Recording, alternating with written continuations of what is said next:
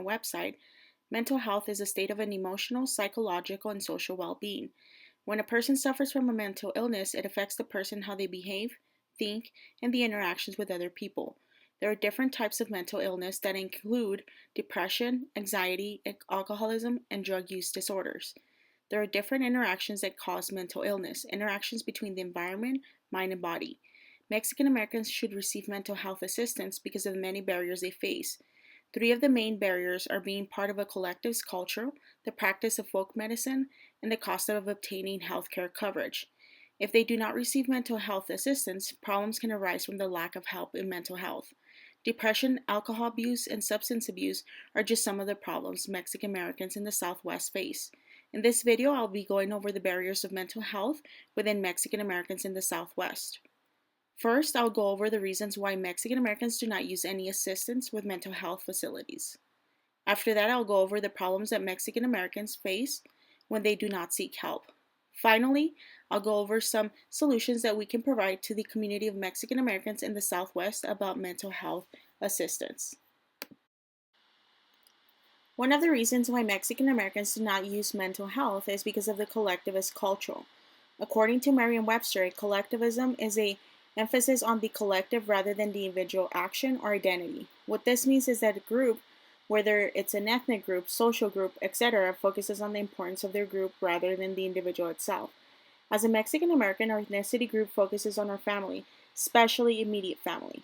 Family is the most important thing in our lives.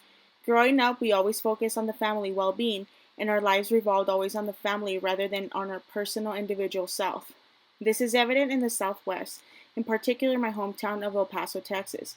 You see families including a son's wife or vice versa living at home with their parents because it is important to help those who are important to our lives. You can also read this in Southwestern literature of novels like So Far From God, Brownsville, and Woman Hollering Creek and other stories.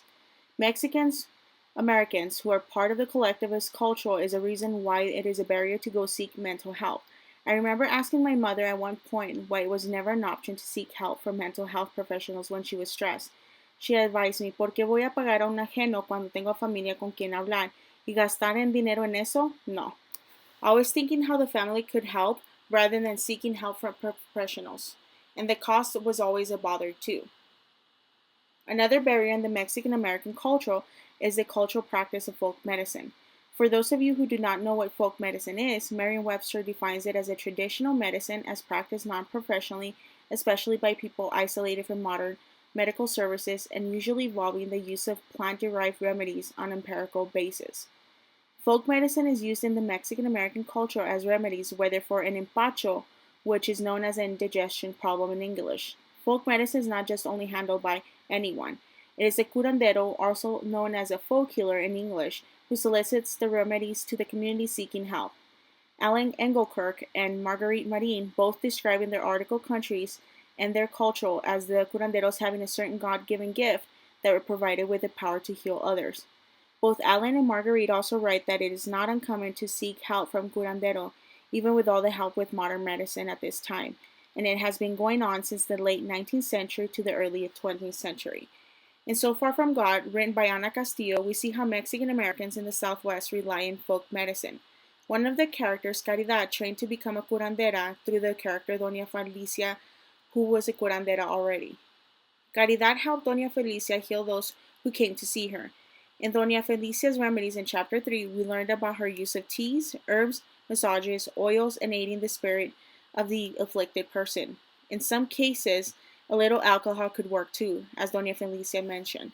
Folk medicine is a tradition in the Mexican American culture because of the urban life that people live, as well as the trust that no one develops with a curandero. Most recently, friends of mine, were advising me of a limpia that they went to. A limpia is a spiritual cleaning that heals their spirit. These are friends who are second, third, and even fourth generation Americans who believe in the power of folk medicine.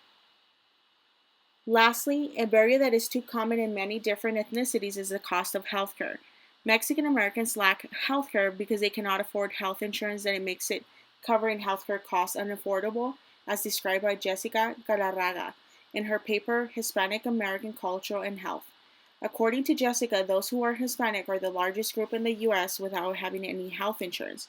She also stated that statistics are linked to the low rates of employer-based coverage of 43% compared to Anglos who receive 73% of employer-based health insurance. But not only is it hard to receive insurance, it is also hard for Mexican Americans to obtain information in healthcare services that may help them.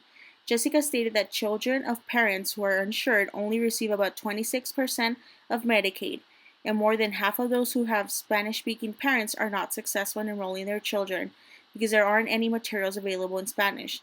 This means that those who have parents who have a hard time speaking in English are uninformed regarding healthcare coverage for their children. Healthcare coverage is hard to be obtained by Mexican Americans in the Southwest because of the social and earnings issues faced by the Mexican American community in the Southwest.